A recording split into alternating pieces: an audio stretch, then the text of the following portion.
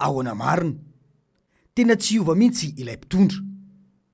Tena nitondra inona tamin'ny vahoaka malagasy rehetra ilay fandarana nataon'ilay filoham-pirenena. Toa tany amin'ny tsy mivonto no manaintaina. Mbola fitanisana asa ho atao sy efa natao ihany no nataon'ilay filoham-pirenena. Te aneo fa hoe miasa ny fanjakana. Dia mody mihatsara vela tsy hoe tena miaika aho, fa misy an'izao na nisy an'izao. Ireny omaly ireny no atao hoe manipulation de masse. Toa mihevitra ny vahoaka, hodondrona sy boadraodra ilay mpitondra. Raha nilaza ny Afrobarometra fa hoe ny vote 3 no misy ny malagasy. Ireny ataon'ny rajoelina ireny efa tena fiheverana ny malagasy ho klasy tay mihitsy. Iza moa no tsy nahatsiaro teto fa fampandrosoana tsy vita tao anatin'ny 80 taona izay nataon'ireo mpitondra fandimby ho vitaina ao anatin'ny 5 taona no nampanantenaina. Iza no tsy nahatsiaro teto fa hoe tsy manao andrakandrana na tsapatsapa ny fitondrana TGV, fa efa nahavita etude rehetra momba ny asa izay ho ataony eto Madagasikara talohan'ny taona 2014. Tena fanabadona vahoaka ireny filazana omaly ireny fa hoe tsy vita ao anatin'ny 5 taona indray ny fampandrosoana. Dia mbola misy ovoarebirebin'ny mpitondra tahaka izany ihany ve isika? Dia miteraka avokoa ny tao andapa fa hoe tena mety ilay fanazavany inga filoham-pirenena. Toa tsy resaka tamin'ny mpanao gazety nataon'ny filoha fa spektakla ka mitehaka izay tsy izy ny mpijery nomena tapakila reserve. Raisitsika ohatra kaiky ilay resaka hoe zoam-pirenena. Fantaniana mazava ilay hoe Frantsay ve ianao? Ry Mandela sy ry Barack Obama no valiny. Sa ve Nelson Mandela sy Barack Obama no dikany enina tsi amin'ilay olona manampahaizana avy any Frantsay ity? Dia lazaina fa hoe taratasy kely 8 cm hono. Fa firy momba ny voambolana tafiditra ao anatin'ny 8 cm? Dia mipetraka ny fanontaniana hoe mba ao tsara ve ity filoham-pirenena ity? Raha misy mpitondra fiara na moto izany ka savainy polisy carte grise na permis, ka rehefa tsy ara-dalàna dia afaka milaza hoe iny taratasy 8 cm iny verasefo no itsarana anay. Na ihany koa lehilahy iray tratry ny vadiny mampirafy dia hoe izay taratasy 8 cm natao sonitany amin'ny komina iny ve no mba amatorana eto fa ny fitiavako anao no itsaranay? Tahaka izany mantsy ilay valiteny nataon'ny filoham-pirenena io. Tsy mahagaga raha tsy misy dikany aminy hatramin'ny ilay lalam-pandrenana satria everiny fa tahaka io taratasy 8 cm mampisaka zoam-pirenena Frantsay izay tsy misy dikany amin'io. Firenena no resaketo. Noho izany tsy tokony ho vitany ilay hoe taratasy 8 cm fotsiny.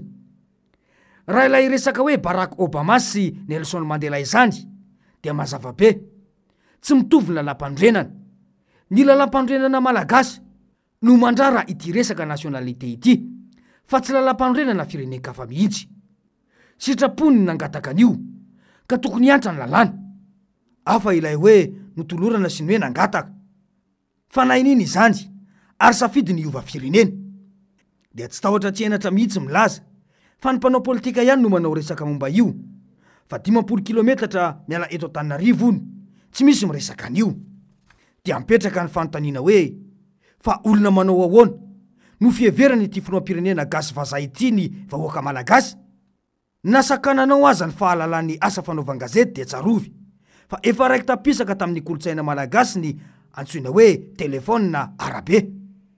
Midika ve izany fa manaiky izay tiany atao ny mponina any amin'ny faritra na vazaha izy? Fa nampaniny izany? Fomba ny raha teo moa io tahaka ilay nilazany fa mivovondray ny sasany raha vao niresaka io resaka nationalité io. Dia mipetraka ny fanontaniana hoe inona moa no mivovo? Filoham-pirenena ve? Dia sa ampitovy ny malagasy amin'ny alika tahaka izany? Tena efa afatra amin'ny kolotsaina. Ny tena malaza saina ity fiheveran'ny gasy ho vendrana ity. Rehefa noresana ny delestaza dia avetrany dia nianga ilay fanomezana toromarika tahaka ilay vidim-piainana ao ampidinina ao anatin'ny 3 andro tamin'izany fotoana. Nambara indray mantsy fa hoe 3 herinandro dia ho foana ny delestaza. Hoy indrindra mantsy izy hoe zay fa nanome toromarika monsieur le ministre dia ho tsaraintsika monsieur le ministre 3 semaines tsy misy délestage tsony 3 semaines tsy misy délestage tsony. Ny arahantsika na eny tsara angamba ny fanazavana izay nataony teo izay. Tsy ora iray akory fa minitra vitsy taorian'io dia toy izao indray no nambarany. Afaka 5 taona zany. Zay tena hoe zay vao afaka tanteraka. Ny olana ny délestage afaka 5 taona zany. Zay vao afaka tanteraka. Ny olana ny délestage dia mipetraka ny fanontaniana hoe inona izany? Ilaina ampanantenana vahoaka fa hoe toromarika ao anatin'ny 3 herinandro dia ao foana ny délestage.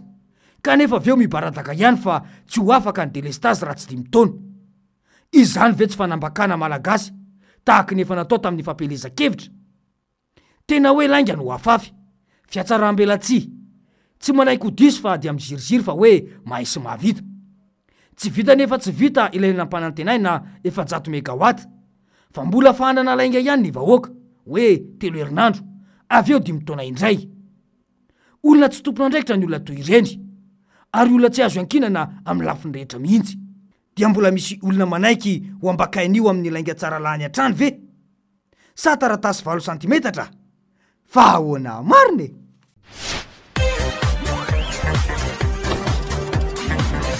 Ahoana mariny?